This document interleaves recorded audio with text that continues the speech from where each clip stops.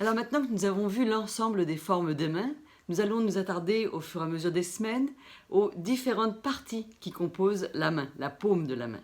Il y en a en fait 10 que nous aborderons au fur et à mesure. La première dont je vais vous parler aujourd'hui, c'est le mont de la lune. C'est cette partie-ci dans votre main, dans vos deux mains d'ailleurs, donc cette partie extérieure, qui représente dans le fond tout ce qui est perception, tout ce qui est imagination, tout ce qui est intuition. C'est un des mots les plus importants dans notre main.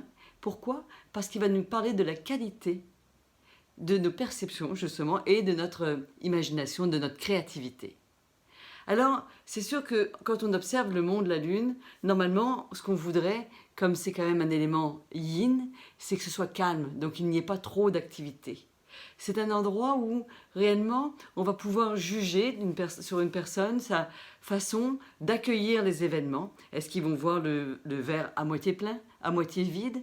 Est-ce que la personne va voir si elle a certains traits de la créativité? Est-ce que cette personne aime les voyages, que ce soit des voyages imaginaires ou des voyages réels? Et en même temps, comment réellement sont ces perceptions extrasensorielles? Alors, amis voyants et voyantes, parfois quand j'en vois arriver et que je ne vois aucun signe, je m'interroge. Par contre, je vois aussi parfois des lignes qui me disent « Tiens, j'ai une personne qui a le monde qui est tellement développé qu'on est plutôt dans la... comment ça s'appelle ? La canalisation de subpersonnalité que dans la réalité. » Donc, puisque la Lune est un cycle court de 28 jours, si vous constatez que vous êtes trop émotif, que parfois vous avez une tendance à exagérer les choses, ou à l'inversement, que vous êtes complètement introverti à ne pas oser vous exprimer, ou encore que vous avez trop d'activité sur cette partie-là, c'est-à-dire beaucoup de lignes, n'hésitez pas pendant 28 jours. En plus, on arrive à une pleine lune, vous pouvez le faire d'une pleine lune à une autre, à masser cette partie-ci.